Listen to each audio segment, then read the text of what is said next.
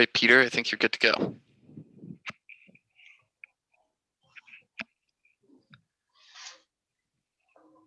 Trying to get myself out of the sunbeam here. Well, good afternoon. I'm Peter Wood, the president of the National Association of Scholars, and I'd like to welcome all our visitors today to this launch of an important report by the author George Lanou, who is on screen here as well. We are the National Association of Scholars. Our mission is to advance academic and intellectual freedom and the pursuit of civic virtue. This word civic here bears a lot of meaning in the world of higher education, and that almost all our colleges and universities dedicate themselves to the preparation of citizens and the pursuit of civic virtue in one form or another. That's core to their missions, and it's core to our mission as a body that's been around for some 30 years trying to improve what goes on in the nation's college and university classrooms. This pursuit of civic virtue has among its entailments the idea that what will happen in the college classroom is debate, that important ideas will be presented and the various conflicting opinions about the rights and wrongs of those ideas will be put forward in a manner in which people can actually get at their strengths and weaknesses without tearing one another apart. Civic debate eschews ad hominem attack. It treats people with whom we disagree as people who nonetheless deserve to be heard and respected, and our views need to be worked out via rational discussion and resort to evidence. That model of what higher education should be is very well established in the mission statements and in the self-presentation of colleges and universities all the time. But as most of us also know, those promises are not kept very often.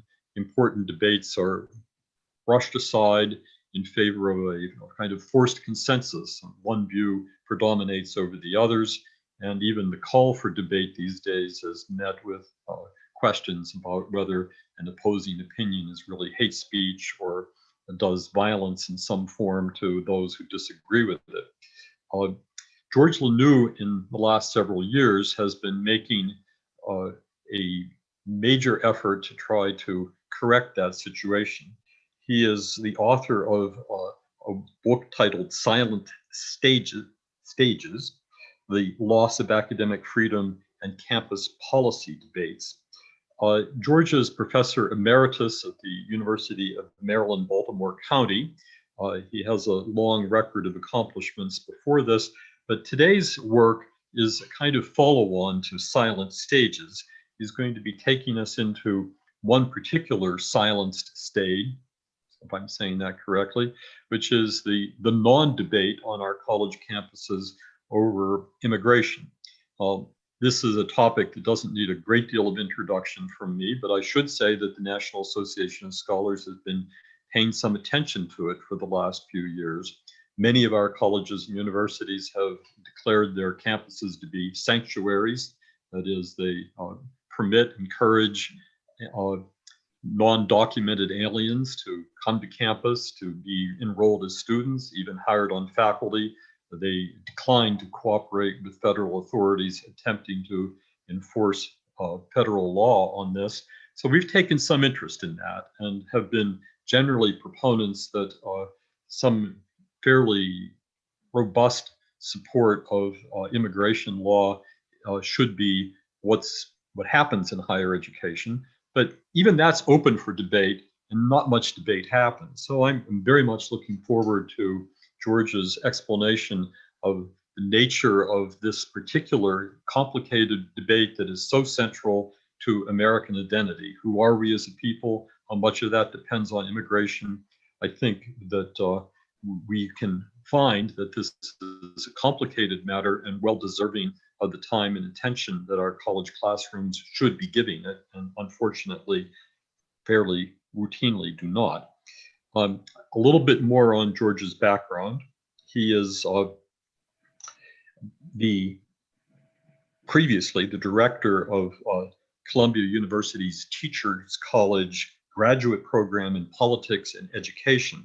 He also has taught at a variety of places, including the University of Chicago, the University of Missouri, and the University of Strasbourg in Europe. He also taught at the, well, I'm getting that a bit mixed up. He served as the assistant to the executive director of the U.S. Equal Employment Opportunities Commission.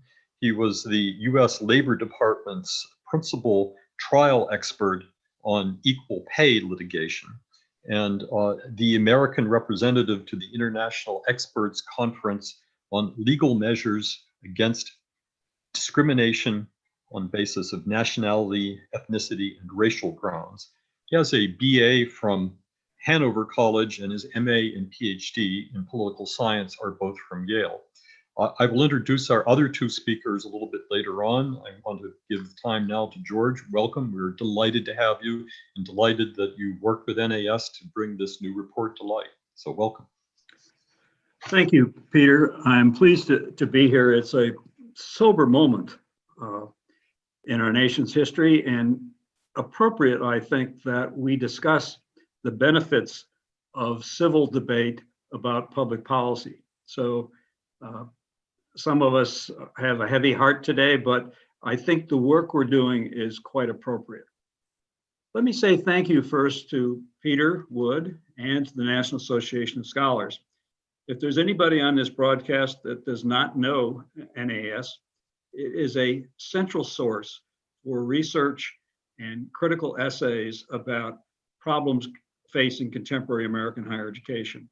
Well worth your attention. I should also say that Chance Layton and David Randall of the NAS staff were very important in producing this report. I'm also grateful to Nicole Neely and Jenna Robinson for their participation.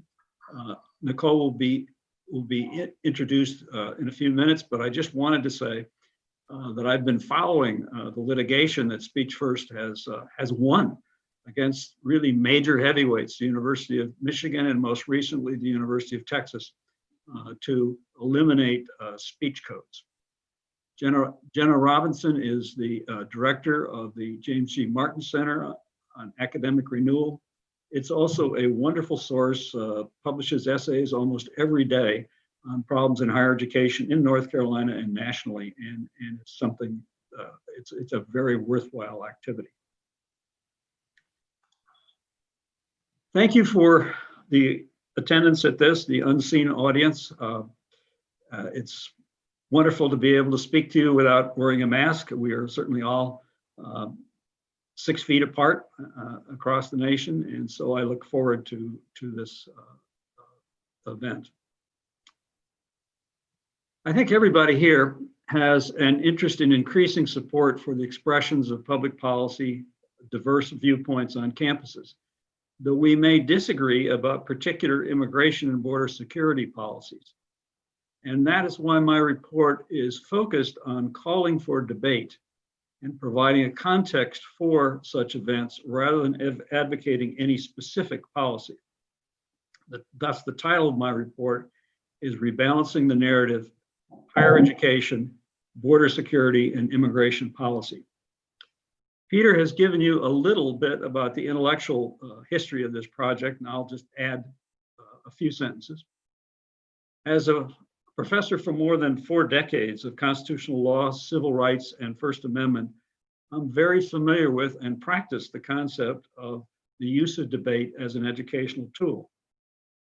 Also, I have been interested in immigration policy for a number of years, though I have not previously written about it. In 2019, as Peter mentioned, I published this book, Silent Stages. And the book shows the results of a report of research completed by a team of 6 graduate and law students and myself on what policy issues got debated or were forums with diverse viewpoints on 97 top campuses, a stratified sample, and 27 law schools in the years 2014 and 2015. These campuses enrolled more than 1 million students.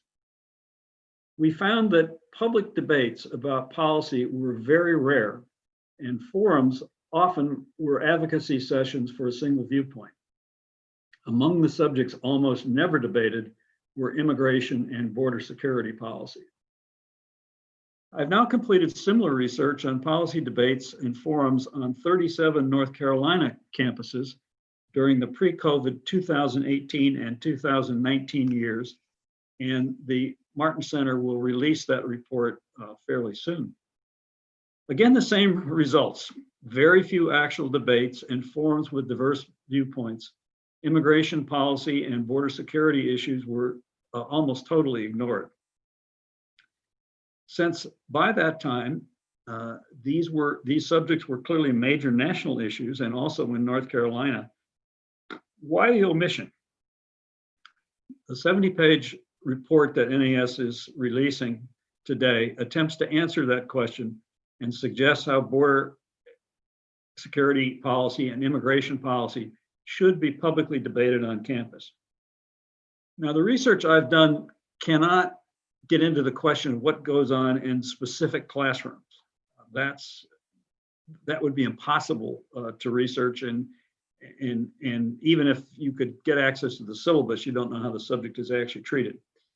What I've been focused on are public events that any student or community member can attend and help people who can't have access to a particular class session or can't fit that class into their schedule can nevertheless find out about important issues that affect their citizenship roles.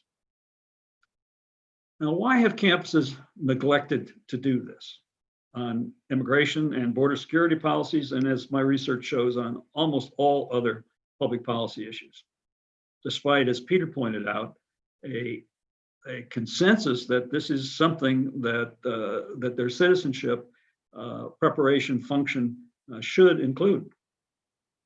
Well, I think there are several reasons. There is a powerful consensus, which the report details, in higher education establishment against meaningful actions to maintain border security and limit immigration. The higher education establishment's policy on all kinds of immigration is more, and on border enforcement, it is less. Whether it is the American Council on Education, other national associations, disciplinary associations, or major campuses, higher education has opposed in testimony and in litigation almost all enforcement efforts. In 2017, 450 campus leaders created a new organization, the President's Alliance on Higher Education and Immigration. The Alliance's mission statements declared, "We are, quote, we are a nation of immigrants," unquote, and stated its support for, quote, policies and practices that create a welcome environment for immigrants, undocumented, and international students on our campuses. I should say a word about the term undocumented, which is now the preferred version in the media and on educational campuses. It's really kind of a fallacious term. There are virtually no persons wandering around the United States who have no documents at all. You probably have a wallet full of lots of them. Some of them would attest to the legality of your presence in the United States. Some of them are irrelevant to that issue, and in some cases, the documents may be forged. So I try not to use, except when I'm quoting, the term undocumented. People are either here legally or illegally. There are several reasons why the education establishment has taken the position they've taken. The American Council on Education opposed any travel restrictions during the Trump administration because, quote, the presence of international scholars and students enriches the experience of all members of a university community and better prepares students to succeed in and contribute to the global marketplace. Those are laudable sentiments. I think almost everybody would agree that having students from international backgrounds is an asset. But it's not an unlimited policy. It's not a statement that leads to a lack of any immigration controls. Secondly, many education leaders see themselves as leading global institutions, where national priorities are seen as regressive and harmful to their campus's status and branding. In June 2019, President Lynn Pasquarella of the Association of American Colleges and Universities gave an address at the Heterodox Academy's annual conference. In it, she urged her audience of faculty to teach students how to be, quote, global citizens, unquote, because, as she said, national boundaries are, quote, accidents of history. After the speech, there was a reception, and I was walking around, and I saw a table of persons wearing military uniforms, and I went over. They turned out to be professors at West Point and the Naval Academy. And I said to them, did you hear the speech that borders are just accidents of history? And I got a kind of a frozen stare, and yes, sir. And I said, well, what do you think of that? And they said, well, we're in the business of preparing young men and women to defend our national security, to defend our borders, even at the considerable risk to their own welfare and even life. So we don't agree with that at all. Nevertheless, the concept that our national security is not central to a university's interest is commonplace. On January 20, 2020, Michigan State University launched a new website for, quote, undocumented students, which stated that the university had adopted a policy of non-discrimination and commitment to current and prospective students who, regardless of immigration status, are or aspire to be Spartans. Now, that's kind of a trope in higher education now that mascots create nations of sports fans. So there's a Longhorn Nation and a Trojan Nation and a Gator Nation. But here, the image that there was somehow a Spartan nation that was superior to any national rules about legality or illegality of presence in the United States was used tangibly. I think we need a discussion about what American universities owe to our country and what it means and what that means for their international aspirations. You hear this kind of statement a lot, quote, we recruit the best students, athletes, faculty from anywhere in the world, end of quote. That can lead to disadvantaging US citizens in competitions for admissions or faculty hiring. For example, at the University of California, Berkeley, the most selective public university in the country, admitting about 16% of its applicants. The campus has 7,300 foreign students and an unknown number of graduates of California high schools who are not authorized to be legally in the country. In 2015, foreign students comprised large majorities of graduate students in several disciplines, 81% in electrical engineering, 81% in petroleum engineering, 79% in computer science, 75% in industrial engineering, 69% in statistics, and 63% in economics. So altogether, foreign students receive about 1/3 of all American doctorates. That's not necessarily bad, but it does mean that universities supported largely by American taxpayers are shouldering the responsibility for educating many foreign students and sometimes for excluding American citizens. That can also be true at the faculty level. According to the Chronicle of Higher Education, at the University of Michigan, for example, 14.7% of the full-time staff were, quote, non-resident aliens, unquote. Other major universities have similar percentages. 3, international students are a major source of revenue for many campuses, which make great efforts to recruit and keep them. In 2016, there were 1,078,000 international students, accounting for 5.3% of all American university and college students. New York University, for example, had over 15,000 foreign students, Columbia almost 13,000. Fourth, repeated research has demonstrated the increasing partisan identification of faculty and administration with the Democratic Party. Perhaps that explains why policies advocated even recently by prominent Democrats cannot now even be debated on campuses, since that party has changed its positions. For example, Barack Obama said in 2005, it is estimated that there are now more than 11 million persons illegally in the United States. We are a generous and welcoming people, but those who enter our country illegally and those who employ them disrespect the rule of law. And because we live in an age where terrorists are challenging our borders, we simply cannot allow people to pour into the country undetected, undocumented, and unchecked. Americans are right to demand border security and better enforcement of immigration laws. The agencies charged with border security require new technology, new facilities, and more people to stop, process, and deport illegal immigrants. I suspect if you read that statement today on many campuses, they would mistake which president made those arguments. In 2013, Charles Schumer, the Senate Democratic leader, said, illegal immigration is wrong, plain and simple.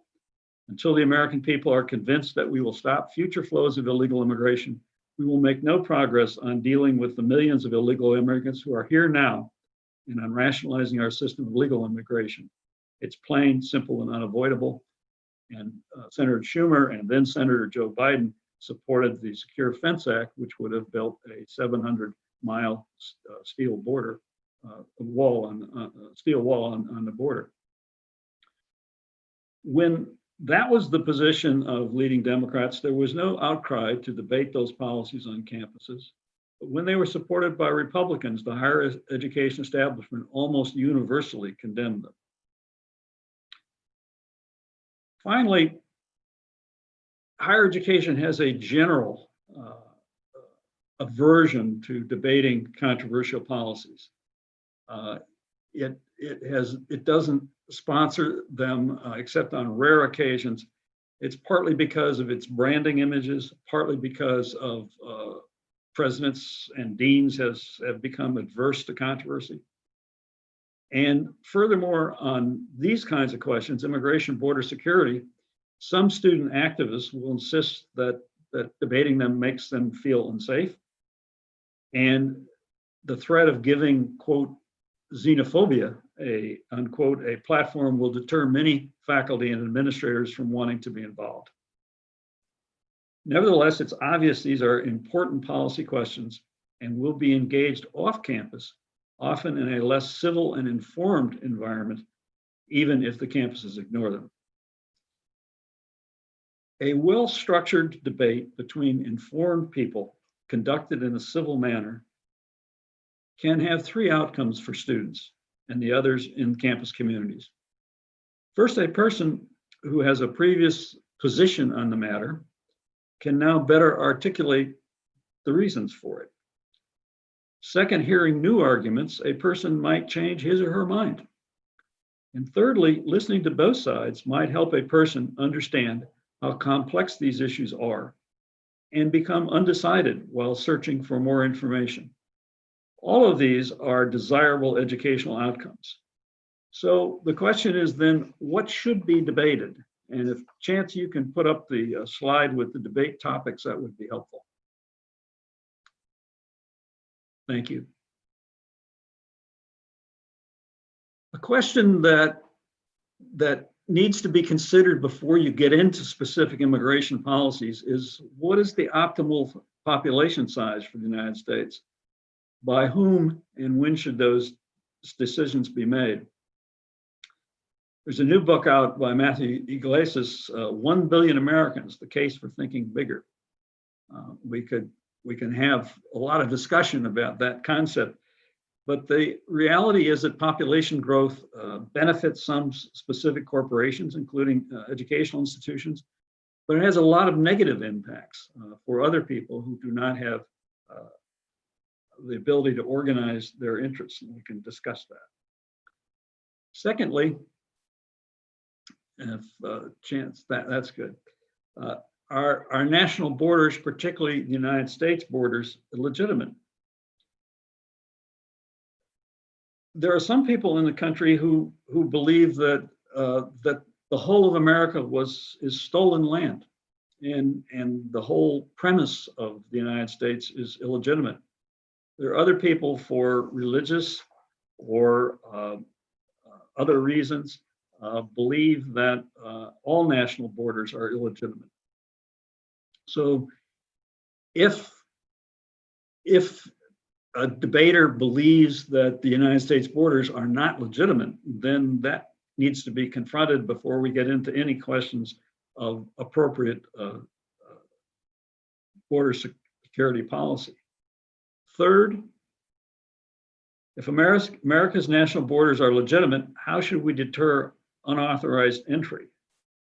There are a lot of possibilities, and they need to be debated. The focus on the wall, was only one possible option for deterring unauthorized entry, and we need to think about other ones. Fourth, how much does inadequate border security facilitate illegal drug use in America, which we all know has enormous negative consequences for human health, societal cohesion, and other kinds of things.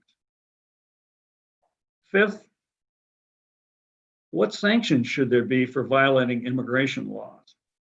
We know that there are large numbers of persons in the country illegally, and we know that some can be deported without great controversy. Other persons, there will be great controversy about it. But what kinds of due process should be available for deportation or for persons who have sought to enter as migrants, but whose visa status is still undetermined?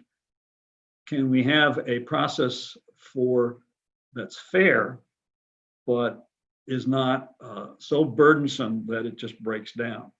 The report discusses some of the realities there. Sixth, how should the federal government respond to children whose parents have crossed the border illegally or who are seeking but have not yet been granted asylum? This is a particularly difficult problem, evoking a lot of emotions, and I discuss it at some length.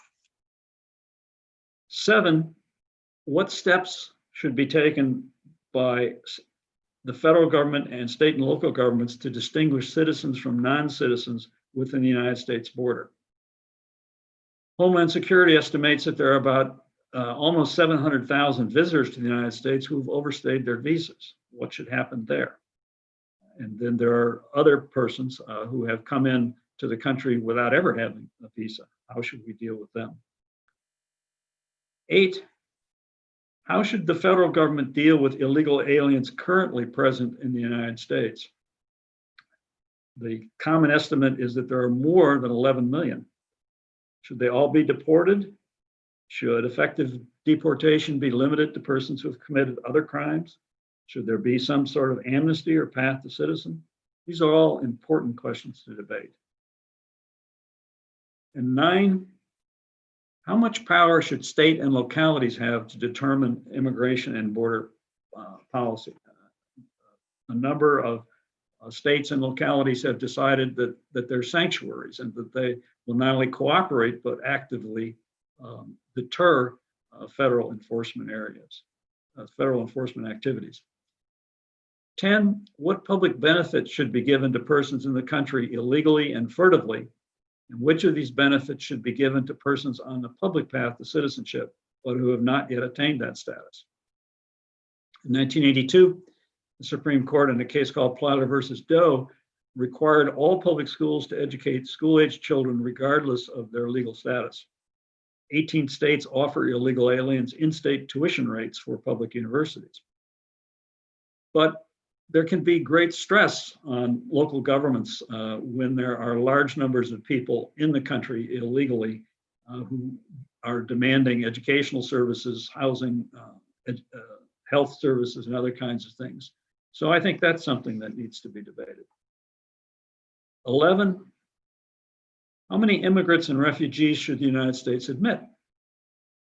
According to a Gallup poll, about 14% of the world's population would like to migrate permanently, most likely to the United States or Western Europe. This percentage amounts to about 1 billion people, or a greater number than now lives in the proposed recipient countries. So how many of them should the United States admit? 12? How many refugees fleeing natural disasters, civil war, gang violence, or domestic abuse should be admitted to the United States? And if they're admitted on a temporary basis, under what circumstances should they be repatriated when the natural disaster or civil war that led them to flee is no longer a problem?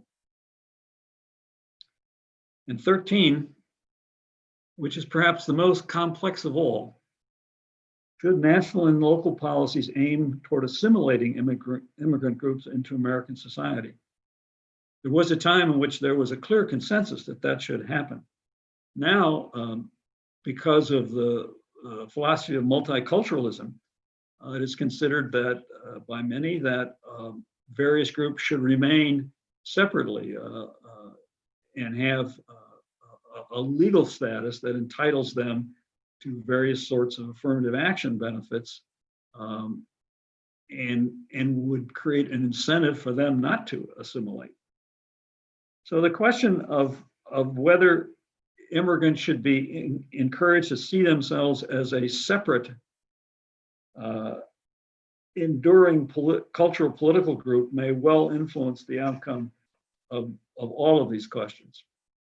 Campuses should foster open debates about whether assimilation is still a proper goal for Americans. Let me conclude. It's clear that there are benefits to the country and to higher education from having a number of international students and other relationships. But the question is, what is the proper balance? As this essay demonstrates, America faces a number of important and complex decisions regarding appropriate immigration and border control policies. The worldwide COVID pandemic, leading to massive economic dislocation, creates immediate problems. Long-term immigration issues, however, will not go away no matter which party is in power. Higher education should help America to make these decisions with the necessary information and perspective by sponsoring public forums and debates encompassing the full range of views on these issues. Higher education does not serve its students or our country well by silencing or avoiding debates on immigration and border security policy. Thank you.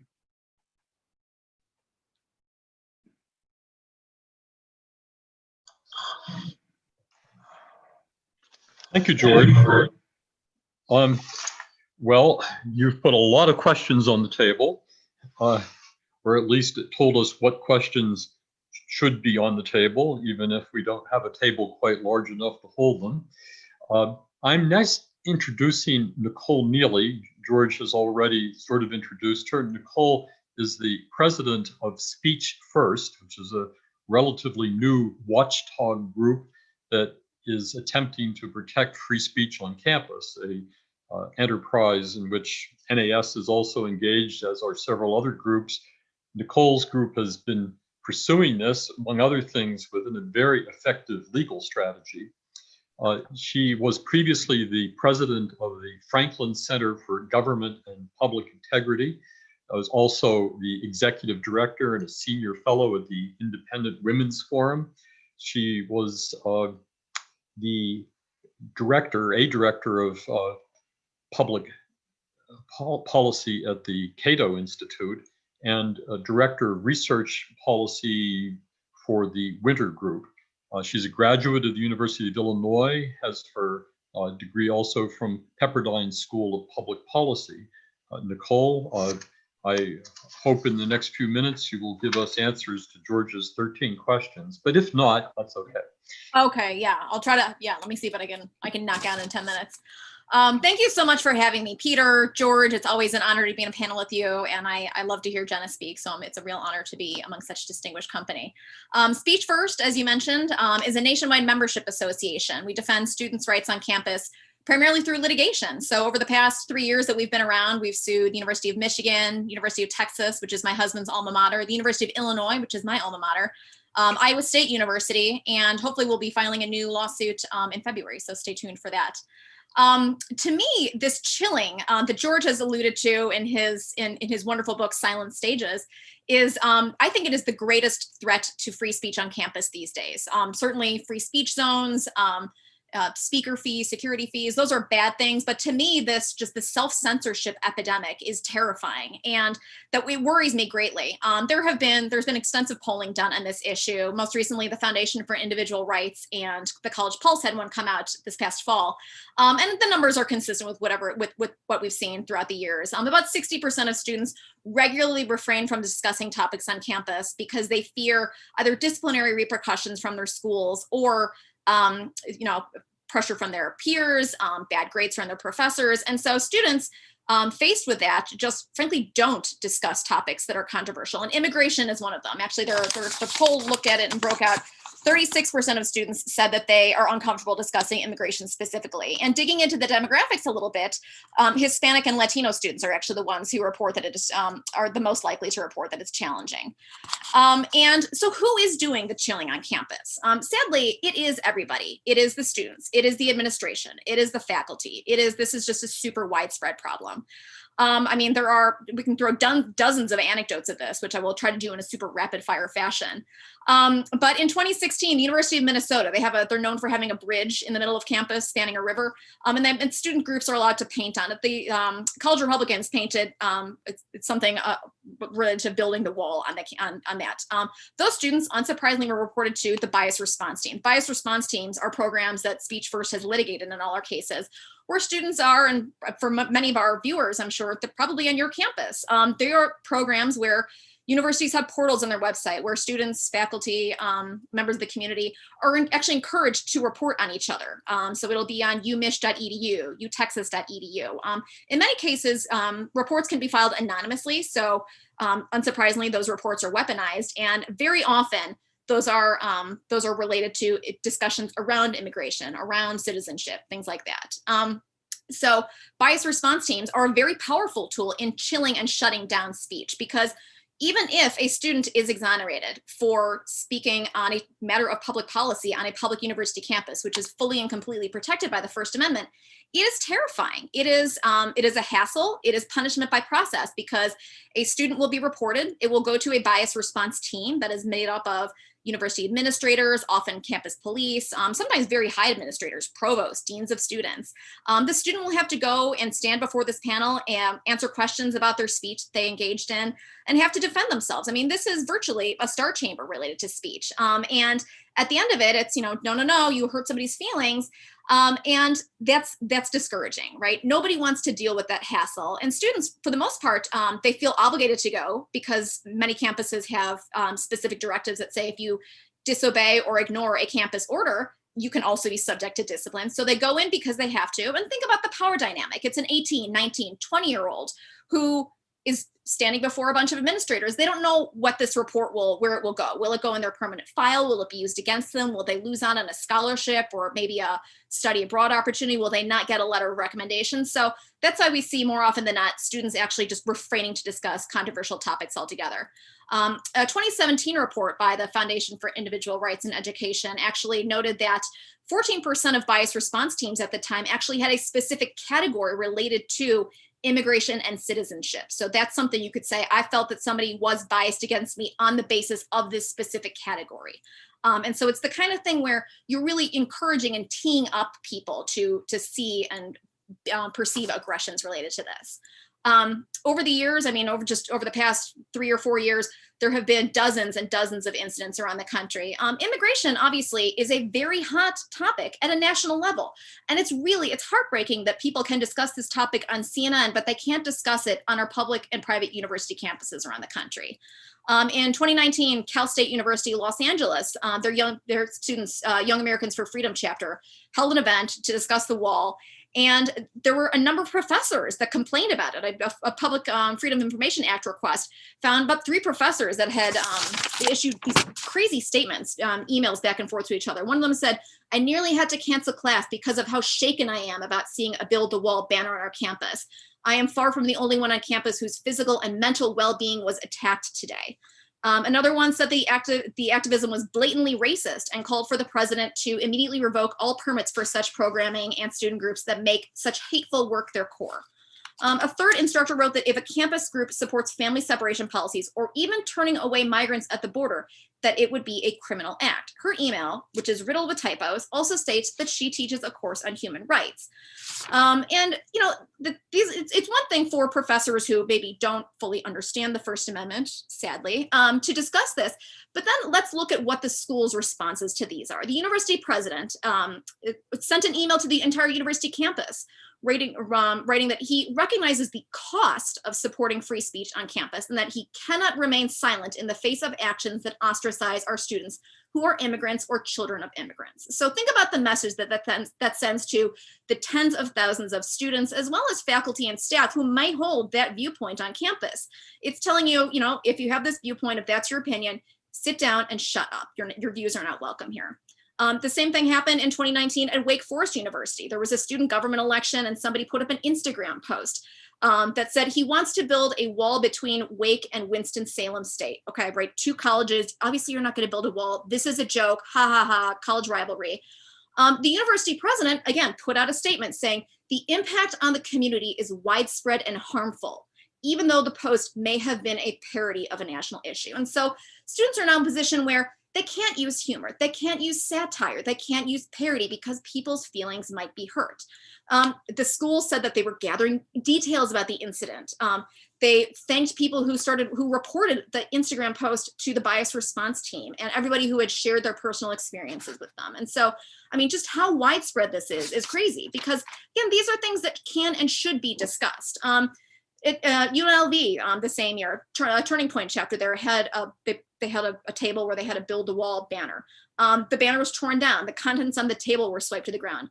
The school didn't condemn these actions. In fact, the Students' Resident Housing Administration and the student government weighed in and condemned the student groups' intentionally divisive messaging, suggesting it was not welcome. And so, you know, these kinds of messages that schools do when they will, you know, think about what if it was a Me Too group that was trying to do an event on campus, if their banners were torn down, if it was a Black Lives Matter chapter that had their table turned over and had their materials thrown on the ground, would the school have such a hands-off response? Almost certainly not. And so there's not only by their word, but also by their deeds, do schools send a message to their student bodies about what is and is not acceptable. You know, sometimes schools can be good on these issues. In SUNY Oswego, Young Americans for Freedom chapter hosted an event, and in the wake of that, on their activism event on immigration, they received a ton of hate mail, death threats, and it actually ended up being so explicit that the university not only denounced the messages but launched a police investigation and sent out a message about free speech. But you know, this is a very widespread issue that's treated extremely unevenly on campuses across the country, and the fact that this is it's not being discussed is tragic. I mean, I love that, George, you referred earlier to the impact of the budgetary impact of this. Recently, the Young Conservatives of Texas chapter, partnering with the Texas Public Policy Foundation, sued the University of North Texas for providing in-state tuition to undocumented immigrants. I found out that actually 19 states around the country do so. And so looking at the budget crunches that the states will be facing in the wake of COVID, this is a very hot and live political issue because budgets should be finite. And so if we're spending money on those things, what are we not spending money on in the state? What is the school not spending money on? But the fact that these students were not able to, they felt uncomfortable discussing this and they had to take it to the courts, shows just how toxic this atmosphere on campus has begun and this chilling has become. So I'm grateful to all of you for raising it and for all the different topics that we get to discuss and we should be debating. And I look forward to taking your questions later. Thank you. Thank you. Thank you. Jenna, are you with us? Yes, you are. I am here. Thanks, Peter. First, I want to Okay. thank everybody at NAS, as well as George Lanou and Nicole. It's great to be on a panel with all of you. As Peter said at the beginning, I'm the president of the James G. Martin Center, which is a think tank located in Raleigh, North Carolina. We focus on policy solutions to critical issues in higher education, especially at the state and local level. Before we really get started, I have to confess that I'm by no means an expert on immigration policy, but I think that George and NAS did a great job laying out the many complexities of immigration policy, as well as the positions taken by universities on a variety of issues.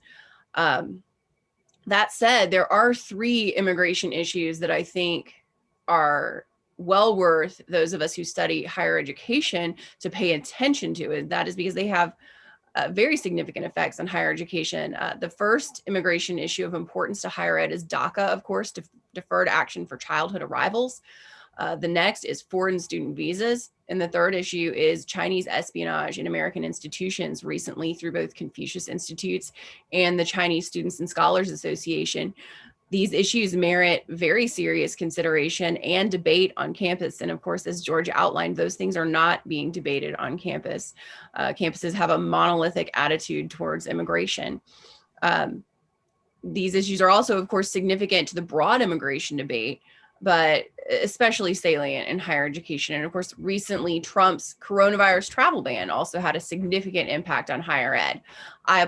As I said before, I applaud George and NAS for putting together such a thorough explanation of all of the policies that the immigration policies that affect higher ed. But I think what we should mostly be talking about is that institutions of higher education are unable to be disinterested parties when thinking about these issues. George was very thorough in his report, showing that universities have both practical and political motivations to promote increased immigration into the US, regardless of where it's coming from. You know, practical, of course, because more students mean more money. And I think George is very clear on this. More students mean more enrollment. And this is especially true of foreign students. They pay full freight, they pay full tuition. And so universities are motivated to get that revenue. They're also motivated by the university and faculty who overwhelmingly land somewhere on the political left. They're ideologically motivated to favor looser immigration restrictions. So when I read George's report, I was not at all surprised that immigration policy is not treated in an even-handed and unbiased manner on campus. As George pointed out in his report, universities have repeatedly taken a position on this issue, going as far as filing amicus briefs and engaging in testimony to influence court decisions and legislation. From my perspective, coming from a think tank that focuses on policy solutions to critical issues in higher education, then, all of this is extremely important. But the vital question for me is what are the effects of this one-sidedness on the issue of immigration? What are the effects on campus? And how can any negative effects be combated? Are there policy solutions to the problems that George has outlined?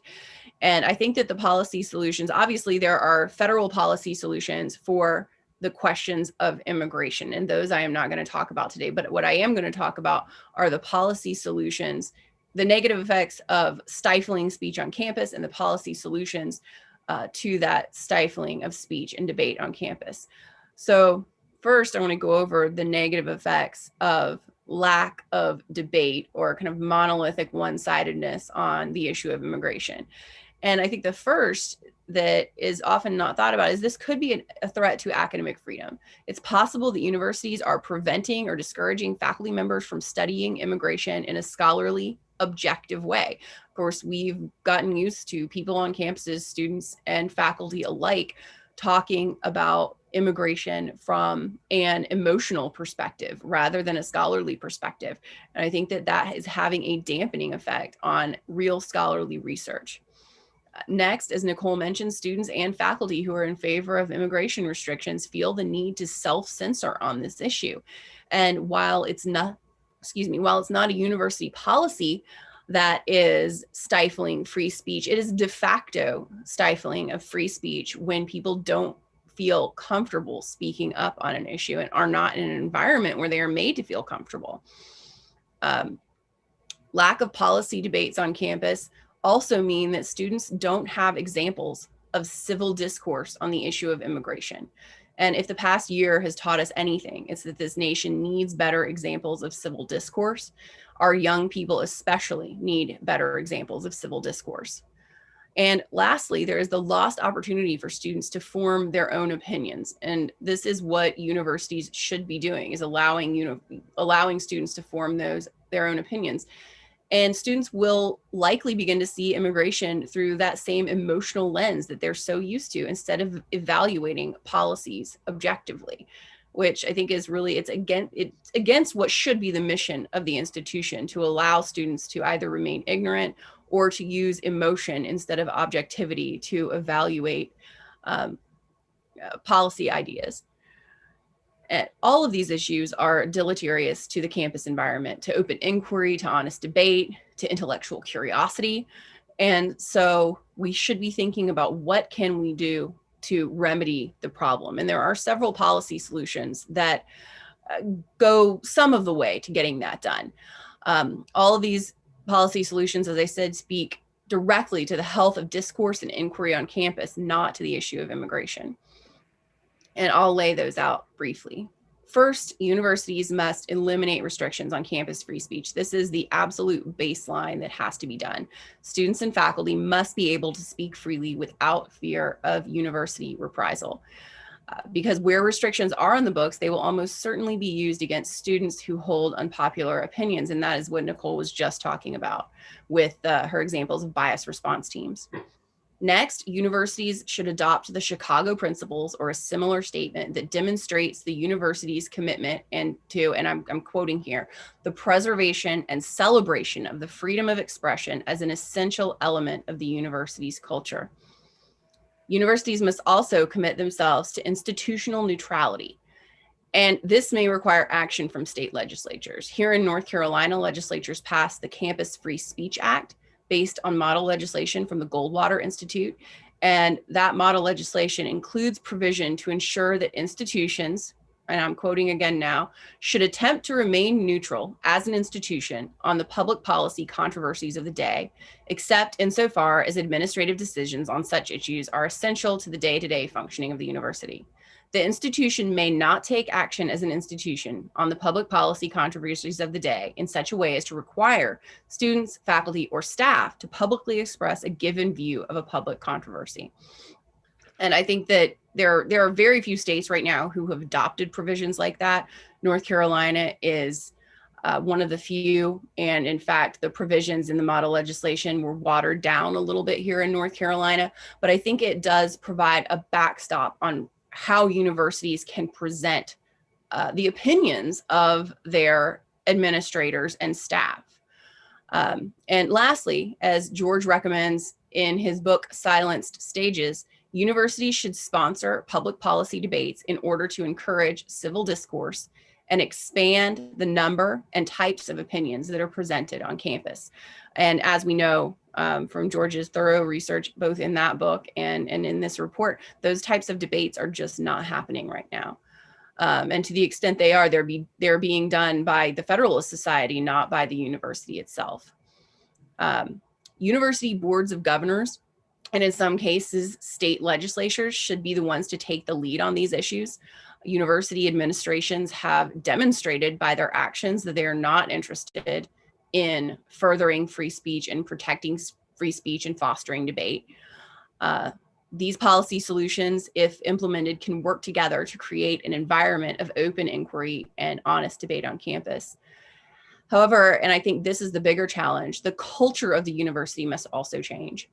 Universities have to recommit themselves to the disinterested, unrestrained search for truth in order to truly change campus discourse. And that is going to remain a challenge for us all. So thank you, and I look forward to taking your questions.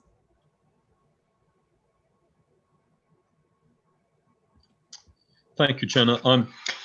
Well, we have in front of us a complicated weaving together of two things. One is the actual debate over immigration, and the other is our difficulties in dealing with the absence or suppression of free speech on campus. And clearly these things are combined in a very artful way in George's report.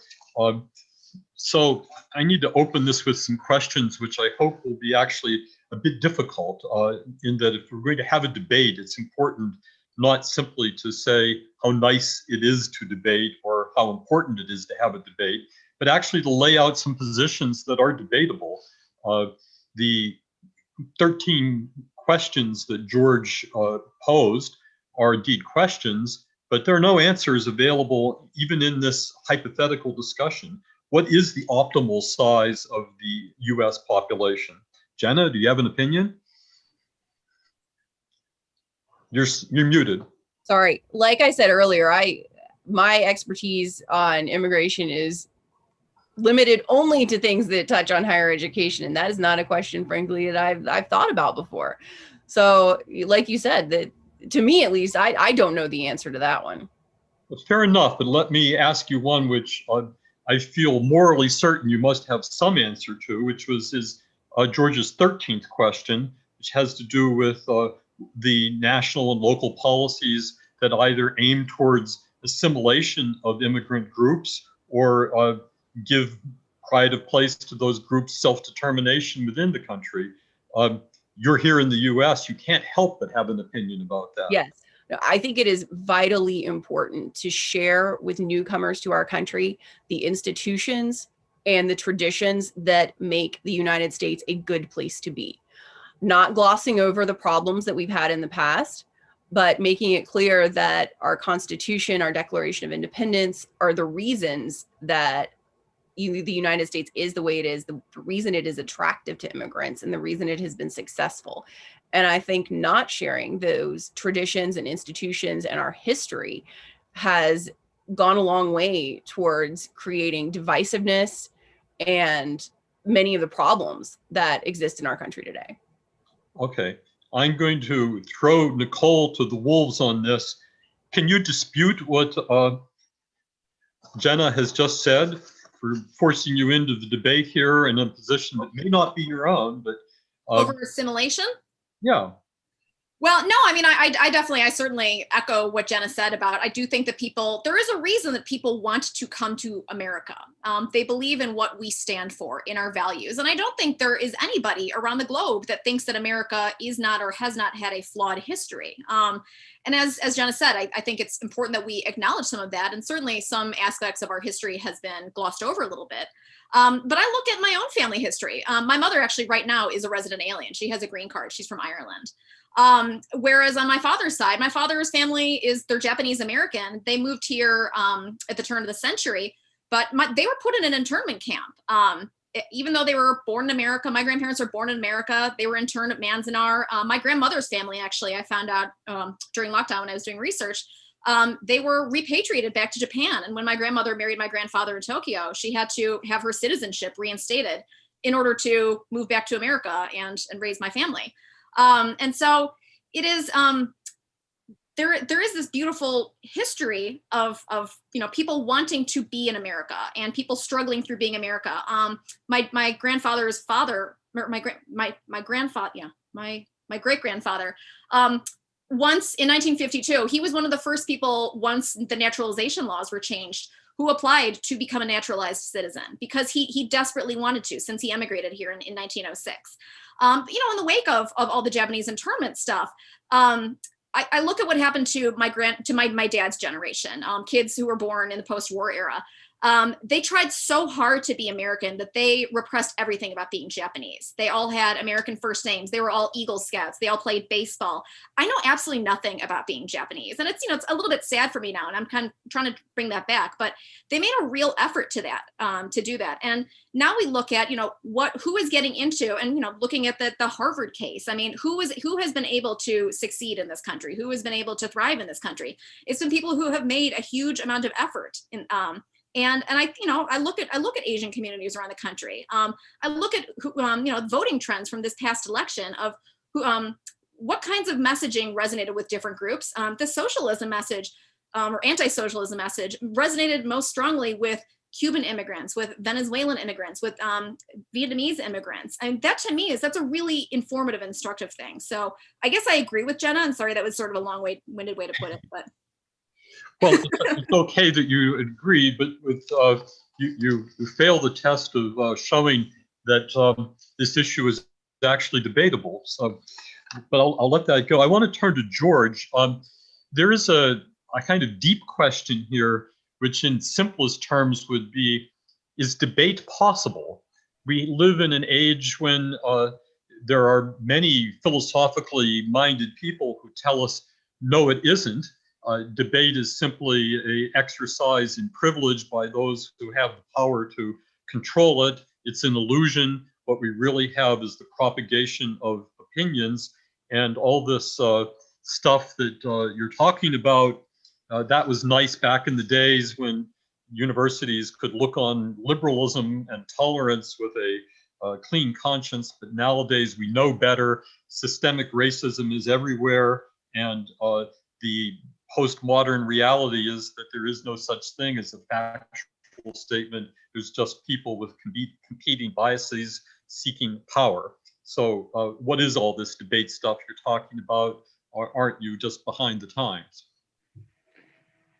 Well, I think that a university has an obligation when it chooses people to debate and when it chooses the topics to debate, to be careful in that selection so that what happens is actually an educational experience.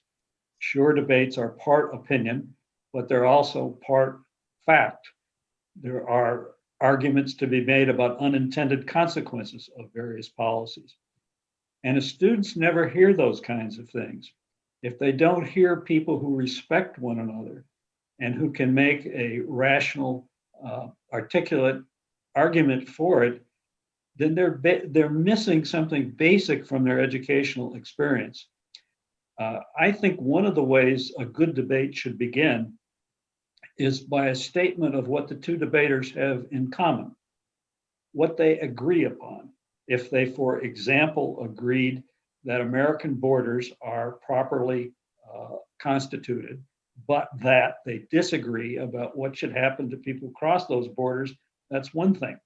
If they don't agree on the idea that our national borders are appropriate, then the debate needs to start there.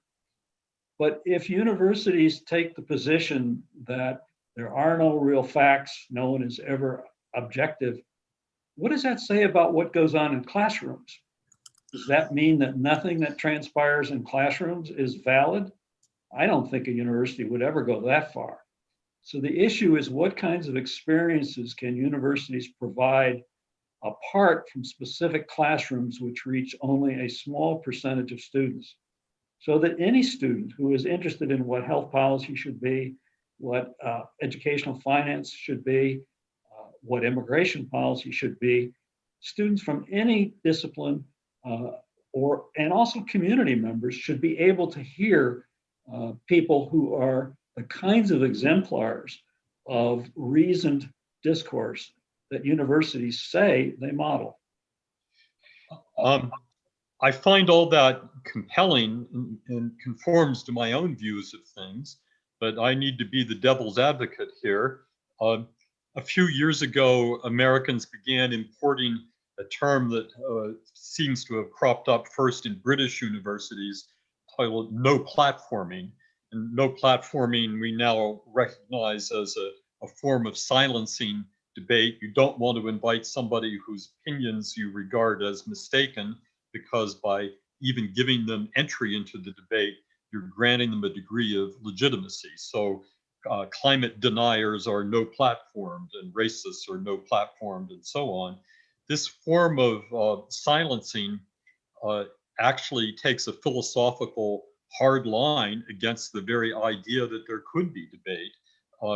And if a university is dominated by administrators or faculty, or for that matter, students who accept this premise that it is important not to allow disputed views to be heard on campus, what basis is there to think that we could ever have a debate under those worldview premises?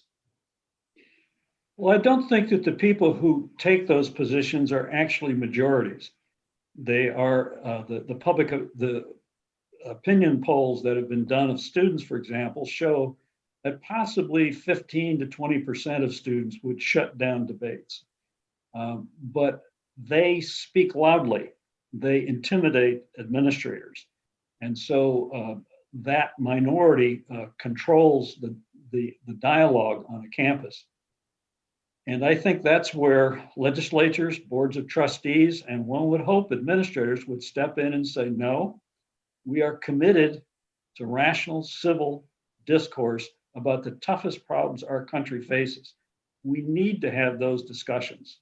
And that's within the higher education tradition to foster it. And we need to step up our game. The reality is that if you look at what goes on campuses, how many plays, musical events, or athletic events would occur if there was nobody responsible for them and there was no budget for them? We are now in a situation on campuses where, with regard to public policy debates and forums with diverse points of view, there is no budget and there is nobody responsible in almost all cases. If that doesn't change, then we will not get the kinds of civic discourse we need. I want to give a kind of shout out to Jenna's organization, the Martin Center, which has just released a report on what I guess I would call non-invitations. That is, we've seen a real slowdown in invited speakers being disinvited, but there is an increasing phenomenon of people not being invited in the first place. Jenna, do you want to give us a word or two about that? Absolutely. I think that it's an unreported issue because, of course, you can't really track people who have not been invited. All you can track is the people who've been invited and then told that they are not welcome because students have objected. And of course, a shout out to the Foundation for Individual Rights in Education for their disinvitation database, which I think does a good job of showing that these disinvitations are occurring regularly. But I think that what we are seeing is that the universities themselves are not inviting people with whom they disagree. Inviting people with minority viewpoints is left to organizations like the Federalist Society or student organizations instead of the university footing the bill itself. There are some campus centers that are often funded by private donors who will invite, conservative speakers or speakers who disagree with the orthodoxy of campus, but the campuses themselves are increasingly only inviting people with opinions that echo the university's own. And so I think that there has to, as George said, be someone responsible for creating debates and a budget to do so, or it won't happen. Or alternately, it will only happen if private donors step up. And while I encourage private donors to do that and to make debates happen on campus, I think that the onus should not be on outsiders to improve the discourse on campus. Campuses should take that responsibility seriously themselves. Okay. I'm going to turn, well, actually, before I turn to questions from the audience, I should invite the three of you to question one another, if you like. So opportunities to. Well, Peter, I'm going to disobey here. I'm not going to do a question, but just a very brief comment. The concept of institutional neutrality is now being violated regularly. If a campus has a policy of inclusion, diversity, and social justice, which is now extremely common, then almost any controversial question, almost any discourse about those questions can be seen by someone on the campus as to violate inclusion, diversity, and social justice. And so when college presidents, as they are increasingly want to do, stake out positions, then everybody, students, faculty, wonder whether it is possible to raise issues that someone could argue is inconsistent with, quote, institutional values. Okay. Jenna or Nicole, questions? I think that, I finished my comments earlier talking about changing the university culture.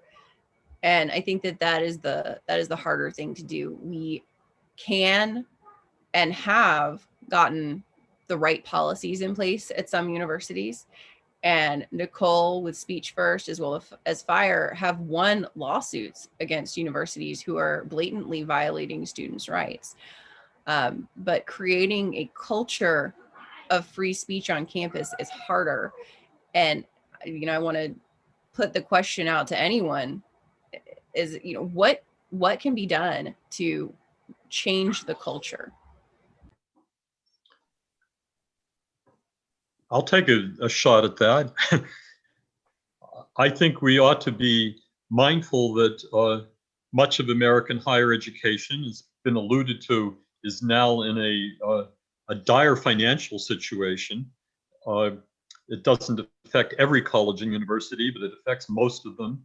The COVID shutdown has been devastating to budgets. That has created a situation of greater vulnerability to reform than have we ever seen before, at least in my lifetime. Of course, that comes up against the readiness of the president-elect to bail out colleges and universities. So we don't know how these two things are going to play against one another, but at the state level, where states have some influence, at least over their public colleges and universities, I would think taking strong advantage of that financial vulnerability could be a way to affect things. Second, I would think that North Carolina is actually the best example of this right now, but taking some active approach towards making sure that the boards of trustees or regents or overseers of public colleges and universities are held accountable for what's going on at their institutions. Generally, they're a very passive lot. They seldom stand up for the principles that we're talking about. I would doubt very much whether there's a single public college or university in the country that has ever been tasked with trying to stir a debate along the lines that George has described. Third thing is there are a whole lot of college and university administrators who should go. They may be simply too weak to stand up against the organized factions that are engaged in no platforming and things like that, or they may, in many cases, are actual enthusiastic supporters of suppression of free speech and debate. And it is pretty much up to those boards of trustees, but also the general public to demand change in these areas. It's possible now, given the financial fragility of the institutions, that movement in those three areas could be achieved. That's what I have on my soapbox. I am very concerned about civics education. I mean, I think I'm probably one of those people who works in higher ed who says a lot of this comes from, at the K to 12 level. People get to the university, they have never really understood the First Amendment. The first time they hear it is, this is why Richard Spencer can come to campus. And they think, well, this amendment sucks. And you know what? They don't understand the beauty and the majesty and how this has been used by disenfranchised groups throughout history to make their case, to persuade others. And that to me is a real tragedy. I see Jenna talking about, some of the student groups trying to bring speakers to campus because the universities won't. When I see some of these speaker invitations being shut down, it's often by student governments that sometimes have oversight of budgets for speakers. Because they don't understand what their responsibilities are. I think university administrators are kind of falling down on the job. When we have sued some of these schools, I think sometimes the general counsels don't even know what some of the bureaucracies underneath them are doing. And they're a little bit horrified and they start to change the policies somewhat disingenuously. But, you need to keep your own house in order. These are such big, monstrous, monoliths with all these different conflicting policies. They really need to get their own houses in order. And so I think there's some of this is education, educating the student governments. But I also love what schools like last year, I think Princeton, as their incoming freshman curriculum, they gave out Keith Whittington's book on called Speak Freely. Trying to just do a little bit of remedial education because students are obviously not getting that before they get to universities. True enough.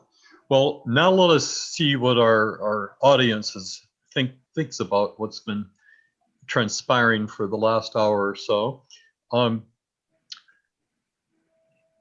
How can we strongly encourage our public universities to sponsor debates and enforce freedom of speech by protecting public forums from disruptors? I think that's the key word here. What are the tangible benefits of being a citizen versus a non-citizen? I think that's directed to George. Well, I think there are two different questions there. Yes. I think the first question has to do with what kind of penalties should be levied on people who disrupt free speech on campus. And universities have to have clear rules about that. Some do, and some try to create ad hoc versions. At Middlebury, for example, which had a well-publicized speech disruption, which ended in an injury to the faculty moderator of the speech, the rules simply weren't clear.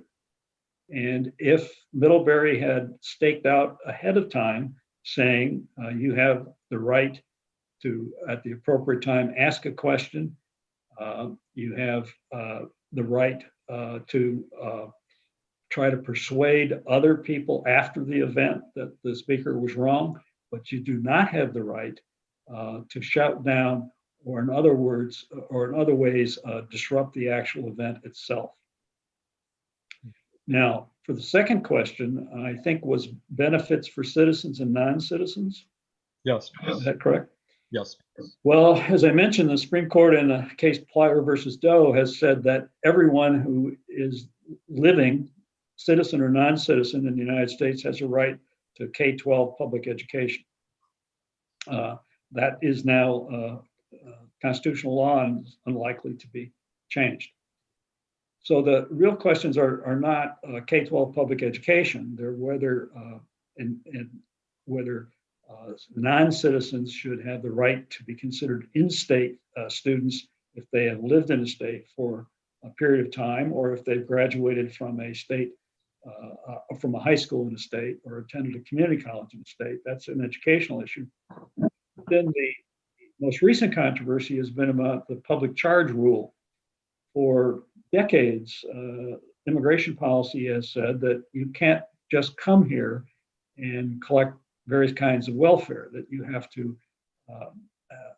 assert and your sponsors have to assert that you will not be a quote public charge when you come here. And that really wasn't enforced until the Trump administration began to enforce it. And that has become controversial because there are many persons who are not citizens who have availed themselves of various public welfare benefits, and some of them are in colleges. I see the Matthew Iglesias 1 billion American idea has caught the attention of one of our audience members. Address the possibility, she says to all of us, of a debate with Iglesias. 1 billion Americans. I think I disagree, but am intrigued. Definitely worth a debate. Well, I'm not quite prepared to debate it, but I shudder at the prospect.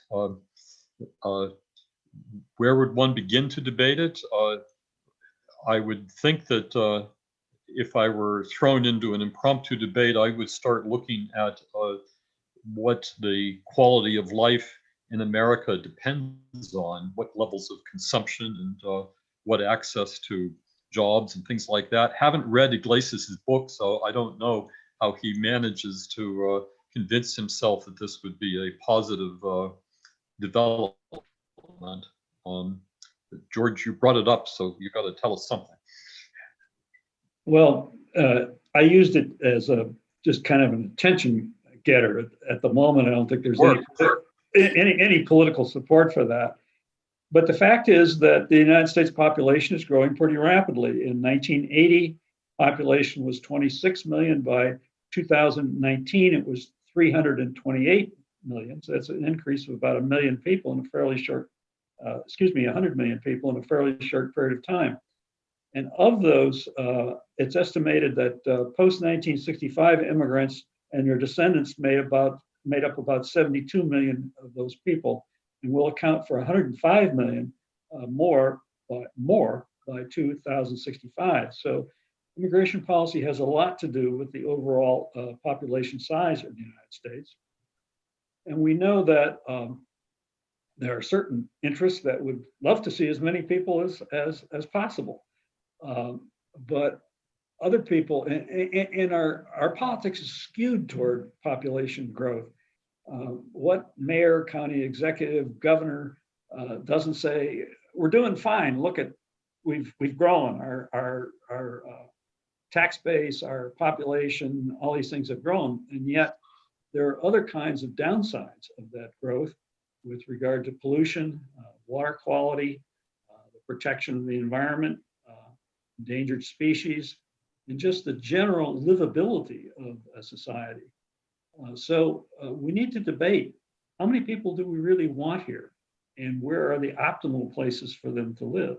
But as Americans, you can't control where people live. And so we might say, wouldn't it be wonderful if some of the depopulated towns in heartland America would be the place where immigrants would come and revive them? They may not want to stay there. They may move to places where their additions would not be so beneficial. Okay. Nicole, Jenna, any comments on this one? I lived in Austin for a few years, and there was an anecdote that the mayor thought if you don't build it, they won't come, that they never really properly built out the infrastructure. They still came. Austin, I think, is now receiving 900 new residents a day. And now the city is absolutely unlivable. You can't drive anywhere in the city. There's no, the roads are not big enough. There's not enough parking. And so, yeah, I think to George's point, where will these people go, and, and what will they do? It's an interesting idea. But yeah, I would like to see how it plays out in practice. I might skin the book. Mm-hmm. Well, I will tell the would-be immigrants of the world, right now, New York's a pretty good place to come to. It's emptied out. We have lost a net large number of people, and it's actually immigrants who are coming in to fill up the space, but many of our stores are still boarded up. Our streets are empty. The subways are luxuriously commodious these days. So come there. I have mentioned before, I'm speaking from Vermont now, where I have a vacation house, and Vermont is filling up with refugees from Boston and New York who have decided that virtual commuting is good enough for them, and the lifestyle of rural Vermont suits. So where will the immigrants go? People do choose where they're going to be, but it's a very selective process of the people who see the advantages of the urban life and people who gravitate towards the rural world. I can't imagine a billion Americans spreading out and making good use of this country. So to me, the first reaction is one of horror at the prospect, but that's not really a good policy argument. So I'll drop it there. To George and all panelists, a flawed history is described and is explained by Madison's, quote, latent cause of faction is sown in the nature of man, which he then creates civil rights around. I kind of leave that open for interpretation. Not quite sure what that means. Let me see if I can reinterpret this. George, is the debate over immigration really one that's rooted in our constitutional sense of what the nature of man is, that we want to have people who are like us and not like us in some particular combination? I'm stumbling with this, but you can see the challenge. Well, I'm not certain either, but I would think the immigration debate and the border security debate, which is quite related to it, turns on many more pragmatic issues. It turns on population size, it turns on the characteristics of immigrants, If you suddenly said anybody who wants to migrate to the United States from any place in the world can do so, then we would have an enormous number of problems that we're not prepared to respond to yet. So there have to be some rules about who can come, and there have to be some priorities that are set. Should they be family members? Should they be persons who need to have amnesty because they're in situations where they just can't survive? One thing I hope we would agree on, and both parties used to agree on it, was that they should not come illegally. They should not be brought here by traffickers. We should know who they are, and we should make decisions about which of the world's billions of people should be allowed to come to the United States. There are no countries without borders, and there are, as a practical matter, no countries without immigration policy. In the United States, we've done not a good job in debating these questions and in working out a consensus on them. And I fault higher education as part of the problem for why we have not been able to do that. George, your discussion of debate is to some degree a bit abstract, but it sounds like what you really mean is debate by informed experts, or at least people who have taken the trouble to become relative experts on things. But I've got several questions here that point in the direction of debates among students. I assume you'd be in favor of that as well. I'm going to preface this one by an anecdote.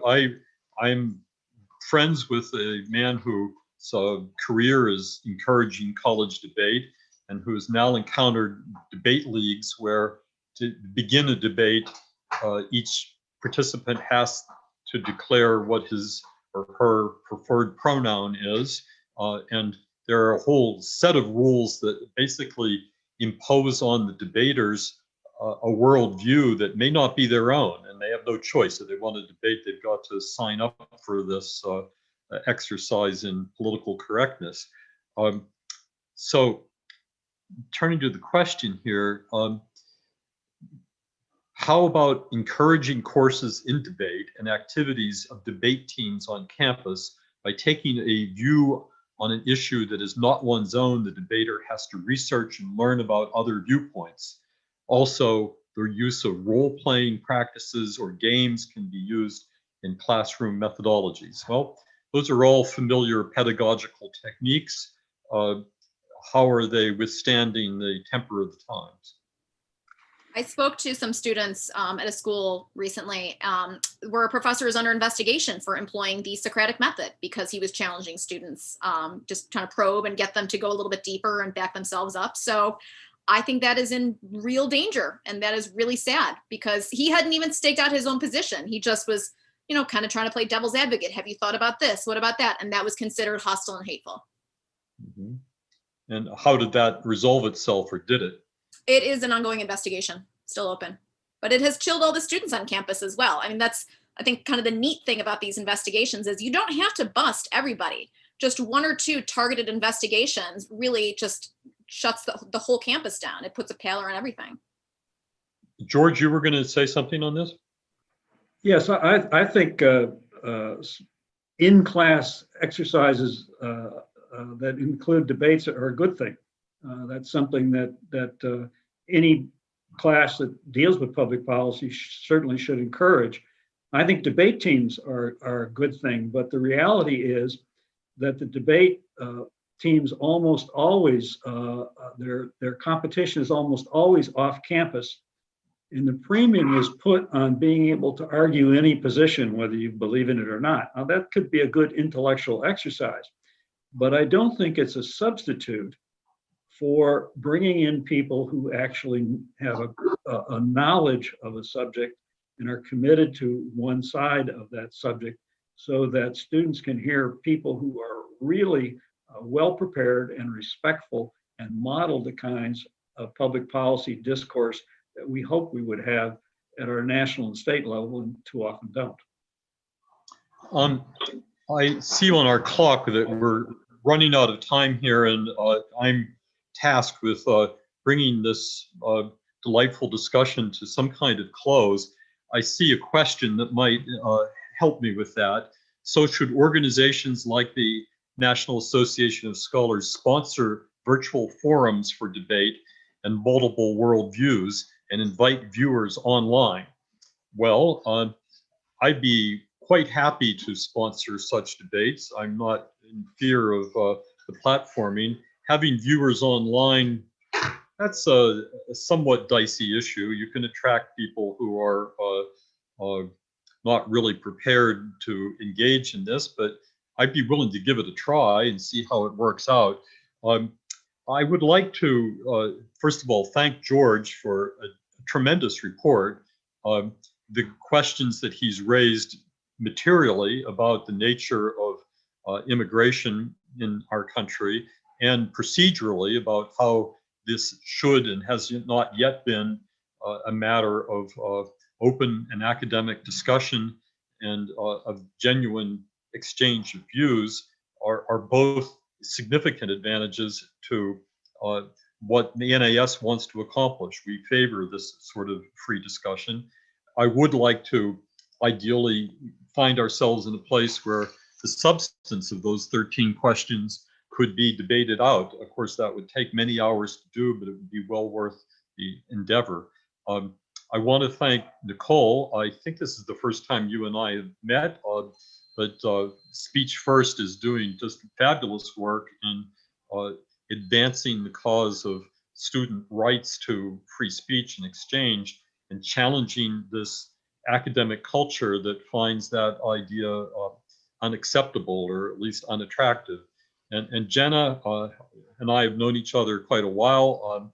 I think that the Martin Center is both a regional powerhouse and increasingly a national voice on these very issues. And I just applaud your work every week. I love reading the Martin Center website, and I encourage the people who are tuned in here to go to it as well. Let me conclude by local circumstance. I mentioned I'm in Vermont repeatedly. I'm in Vermont. I'm not far from Middlebury College, where the deplatforming, the silencing of Charles Murray happened a few years ago, not despite the administration, but because the administration, the president of the college stood up and welcomed the students, and the faculty member who was to be Murray's respondent also welcomed them. And when the students immediately went into chants aimed at shutting Murray down, that faculty member joined the chants and actually helped shout down Murray before she was going to be responded to him. The tragic irony there is that she was injured in the melee that followed, but we are in a university where this, in the case of Middlebury, it's a private college, but the university, generically speaking, has become a place that is all too often hostile to the free exchange of ideas and regards controversy as something to be stamped out in favor of getting the preferred narrative well established in the minds of students. Students are aware of this.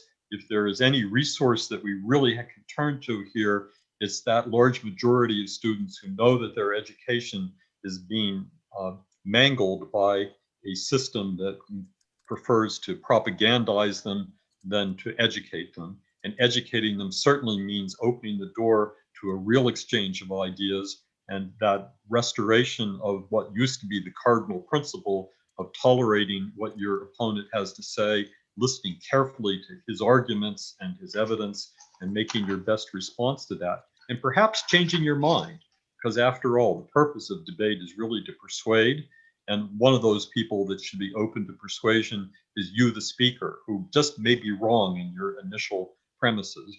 To the audience, thank you for joining us today. I hope you'll be back for our next podcast or our next report release, and please read George's report. It's a wonderful document. Thank you all. Thank you. Thank you.